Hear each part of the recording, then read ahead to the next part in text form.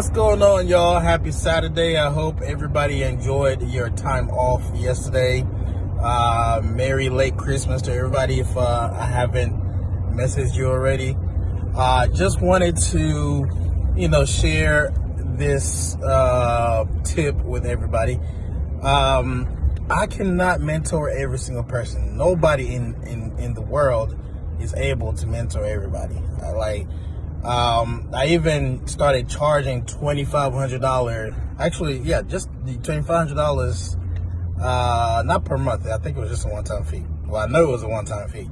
I was charging that to slow down the people who wanted mentorship, just so I can focus on, the people who are for real and serious. And people still came.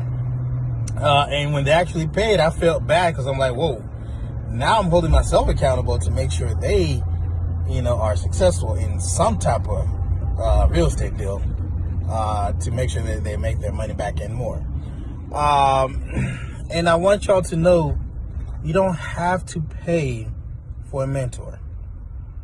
There's a lot of free ways you can get the same guidance, I can give you. Like everything I give you literally is on social media, Facebook, Instagram, YouTube, just books. The first thing I would say is, read Rich Dad Poor Dad.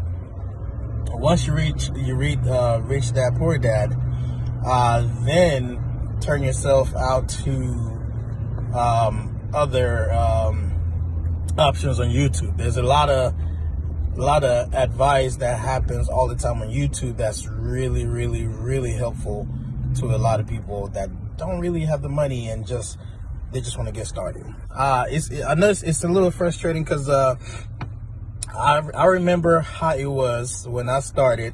I didn't know what to do. All I used to ask people is, how can I get started? Please just tell me, how can I get started? I don't have any money. I don't have good credit, but I want to do this. And I will tell you right now, getting started is literally just getting started. Like, I don't know how else to put it. Get your first deal. Get your first property. Not even deal. Get your first property. How do you get your first property? Okay, I got my first property legit bought myself in 2012. And I used an FHA loan.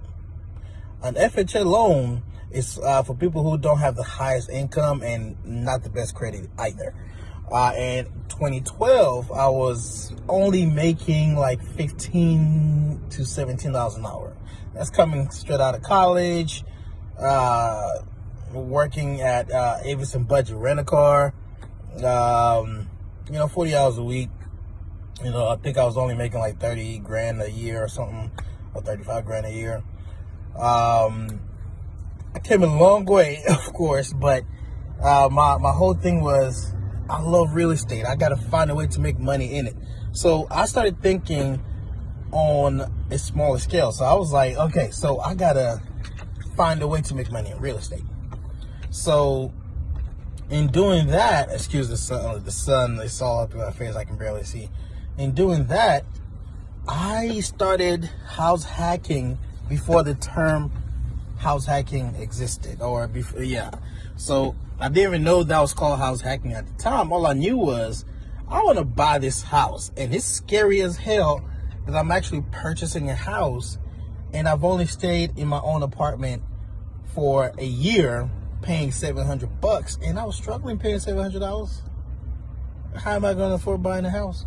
So I put a budget that I know, worst case scenario, if I lose my job or if something happens, I will still be able to pay for my mortgage some way, somehow. So I did a $50K maximum loan where my mortgage was literally only like $250 per month. So that legit meant that on my worst day, if I was to lose my job, everything turns south, all I needed to do is come up with $250. I can work at McDonald's and make $250 in 1 week and live a freaking awesome life at the house I bought in Charlotte. This was Charlotte in 2012. So this is to tell you there's nothing that should hold you back. If you legit make $12 an hour, you can still qualify for a loan. It's just going to be cheaper. It's going to be harder to find a house priced that low, but you can still qualify. So don't let your salary hold you back, or don't let your down payment hold you back. Heck, my down payment was $250.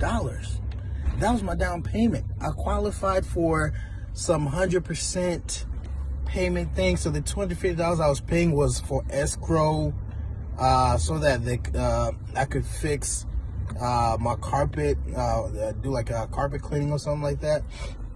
So, there's a lot of ways.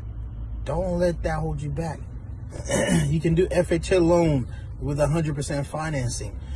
You can do 2 or 3K loan if you need to fix something in the house that costs more than freaking 20, 30K. There's so many options out there for y'all. So many. Don't let money be the reason why you're not buying a home. For me, yes, I was buying a home for me to stay at, but my whole mindset was, I'm gonna buy this home, I'm gonna get some tenants, I'm gonna get 1 or 2 tenants that's gonna pay my bills, and I'm gonna live for free. And I don't have to worry about bills anymore. I can just start saving my money until I can start flipping houses. That was my whole mentality. I was like, dude, I'm gonna work this to my advantage. And I rented one room for like $600, and the other room I think my future mother-in-law ended up moving into. So it was good. Like the person I was paying $600 literally paid all my mortgage and my utility bills. So all the money I was making at Avis was mine. So this changed again for me. So I started thinking differently. Like, okay, well, I can do this again. I can buy something else and actually just rent out all the rooms. But hey, I'm going into too much here. But just so you know, it's that easy, y'all. But buying that first house was the hardest thing I ever did.